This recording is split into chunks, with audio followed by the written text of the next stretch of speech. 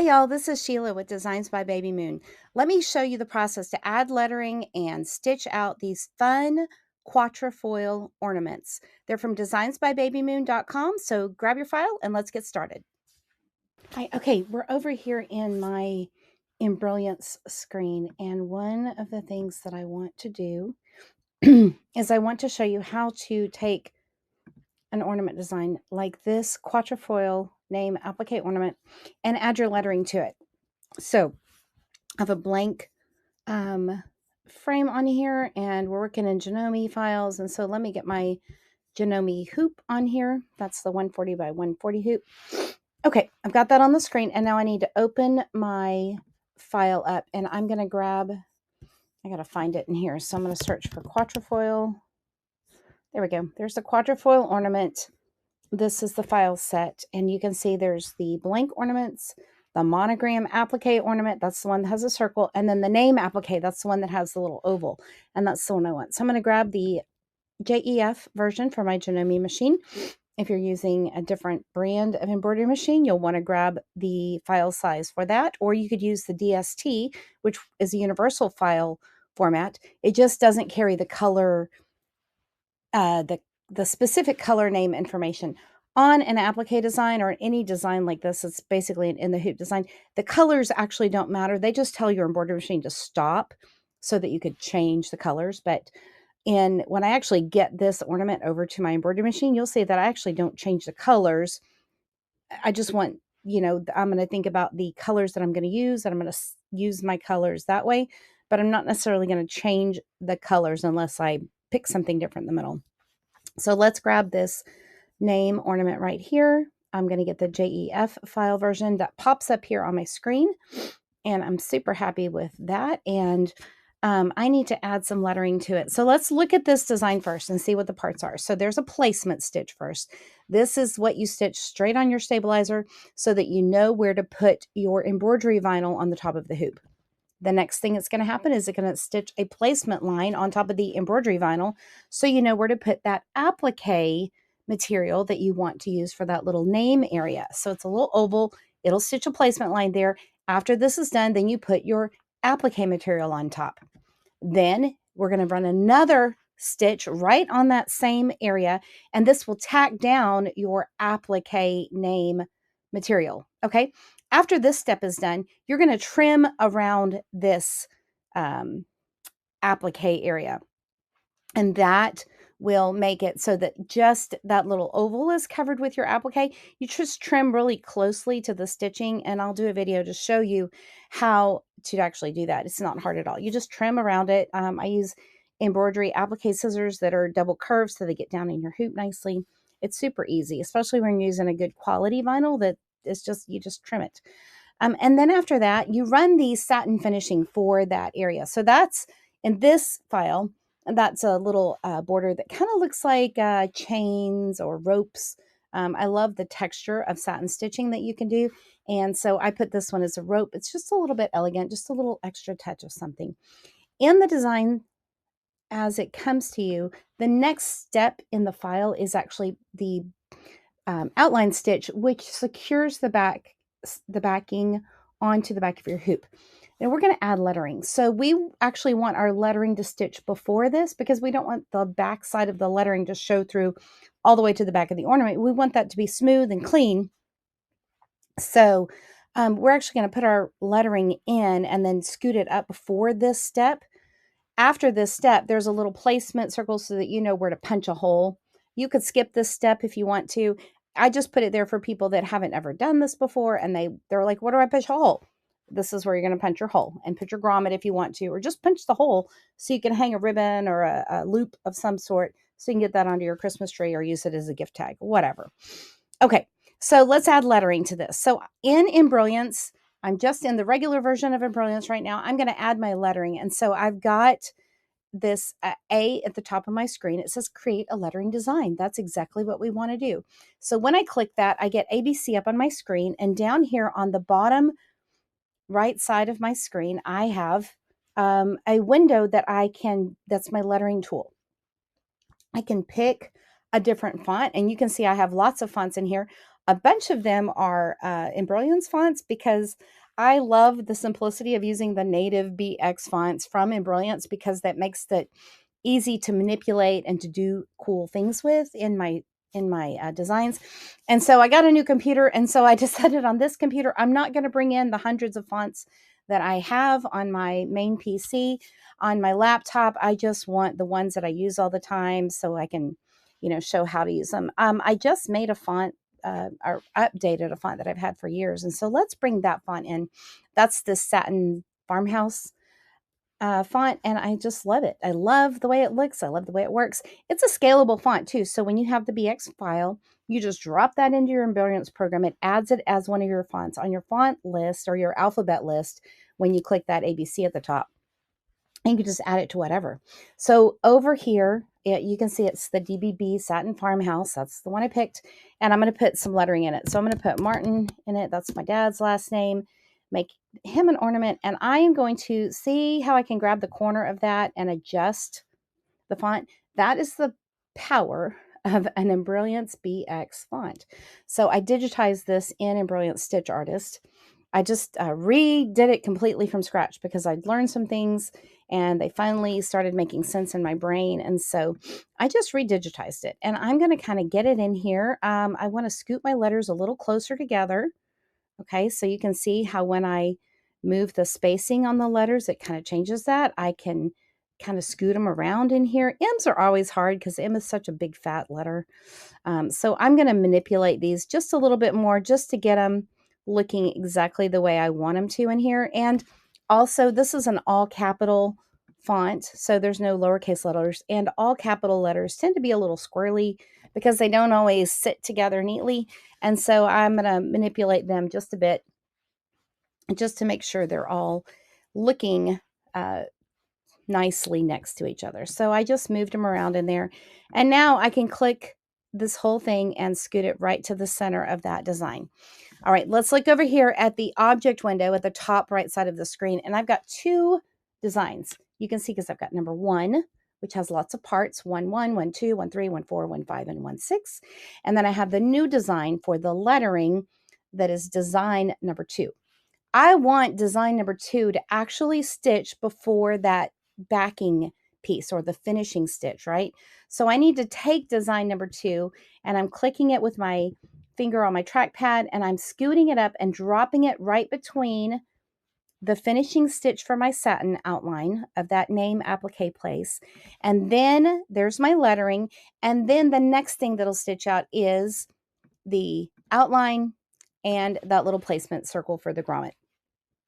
Okay, now I have this as a new design, and I'm going to save it. I'm going to do a file, save stitch file as, and then I'm going to put it over here on my flash drive, and I'm going to call it Martin. I'm going to spell Martin correctly. I'm going to call it Martin. I'm going to put it in the folder that I need to on my USB drive. And now it's over there, and I am ready to send it to the machine. So I'm going to add the next part of this video, which is actually the stitch out, so that you can see how to stitch these out and finish them. But this is super easy, and so you can do this. If you have Embrilliance Essentials and you've got some BX fonts, you can do this. Super easy, and it's a great way to learn to use software and to make something personal and customized. All right, let's get over to the embroidery machine so I can show you how to stitch this up.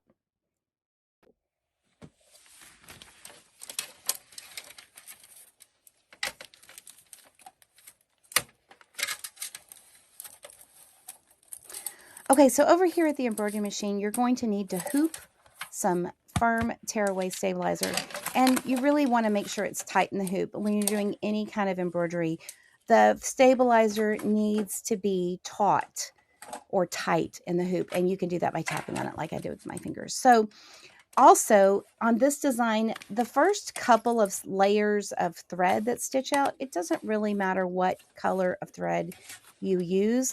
I loaded some thread, and I thought that that was going to be the thread that I would use for the whole entire design. But you'll see as I get a little bit further into it that I actually switched thread because it didn't quite match the materials that I had chosen. So we're going to run the first step, which is a placement stitch. So remember when we run the software, I said the first step is a placement stitch. That's simply going to stitch the shape of the outline on the stabilizer, so that you know where to put the material that you're going to use for the embroidery.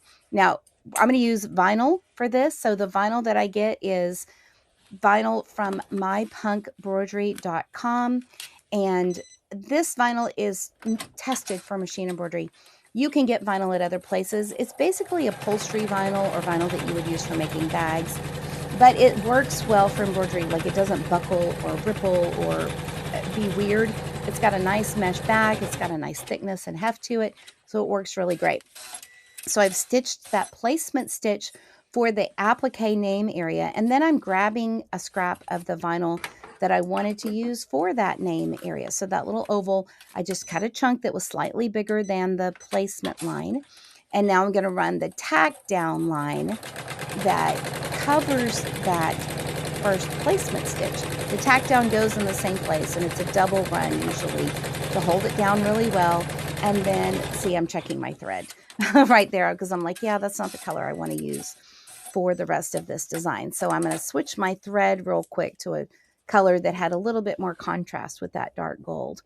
But I could have started with that darker color. I thought I was going to use the light purple, and I ended up deciding, no, that light purple is going to be too light, not enough contrast for me on the gold vinyl. So let's get that threaded really quickly. And, you know, I'm going to use this thread for the whole design. You, of course, are free to change your thread colors at any point. So maybe you don't want it to all be the same color. Maybe you want the inside lettering to be different. But for the sake of this video and just getting this done pretty quickly, I'm just going to use that same color. Okay, so I'm removing my hoop so I have a little bit better access to the embroidered area so that I can trim around that area. And I'm going to try to get out of the way so you can see really well. But these double curved applique scissors make it really nice to get in there, get down into the hoop, and get real close to the stitching. These are my Kai 5130s. I love these scissors, especially for trimming applique. I can get really close to the stitching. They've got a super sharp point. And just like that, my embroidery is trimmed. Now that layer is also another layer of vinyl. I think that one is, I think it's the marine gold. The bottom layer is the patent pearl, and from My Kind Embroidery. Both of those are from My Kind Embroidery. Okay, so now I'm going to speed this up a little bit right here. But this is the satin stitching that is going to be the finishing outline for that name badge area. Marine vinyl doesn't fray, so I could just leave it like that, but I thought this decorative stitch just added a little bit of extra fancy. It gives you a little bit more color. So you've got your third color. It's got that cool rope effect that I really love using when I'm doing satin stitches. So we're just watching this go, and of course this is speeded up. Wouldn't it be great if embroidery could go this fast? Yeah. I have several embroidery machines, but none of them go this fast. This is speeded up quite a bit. So we're almost around that area. And in the meantime, I'm thinking about the other things that I'm going to need. So I'm going to need a piece of vinyl for the back. I'm going to need a grommet so I can finish that hole really well. Oh, now the point is that it's slowed down just a little bit, so we're going to finish that area. The other thing that I'm going to need is an ornament hanger and a ribbon. If you want, you don't have to use all those things. You could just simply punch a hole at the top and then hang a ornament hanger in there, and that's totally fine too. But I'm a little extra, and I have some cool glitter ribbon that I've been using on my ornaments this year, so of course I'm going to grab that for this ornament as well. Okay, we're almost done with that stitching. There we are. We're at the end of the stitching, and now we're going to let the embroidery design run the lettering. I had accidentally put some backing on right there. That's too early. Not this step. We're going to wait and put the backing on in a minute. So let's let the lettering run, and I just simply added a friend's name in here. We're going to save them for dinner tonight, and so I thought it would be fun to take an ornament. And then, of course, this is speeded up as well, because as much as I love watching my embroidery machine stitch, once I'm done, I'm done. And so I don't necessarily want to watch it keep stitching. through everything, especially not on a video. So you get the idea. We're going to stitch that name out and get through those stitches too. So you can see it's the same purple that I used for the outline, and that will be the same outline purple material for sealing the front and the back part on. Okay, we're almost done with the lettering. I'm going to make sure that I've got all this threads trimmed, and then I'm going to flip my hoop over. That's a little hard to see, but I'm going to flip the hoop over and I'm going to attach the backing to the back of the hoop. Okay, so that's what the front looks like. There's the back side, and the backing will cover up all that stitching. So I'm just using a little bit of painter's tape on the back. You could use any, some sticky spray like 505. You could use some Scotch tape, whatever holds your backing material onto the stabilizer. You'll find your own recipe and you'll figure it out. But I'm using pink painter's tape because it's easy and that's what I always use. So now we're just stitching that final outline, and this is going to hold the front and the back together.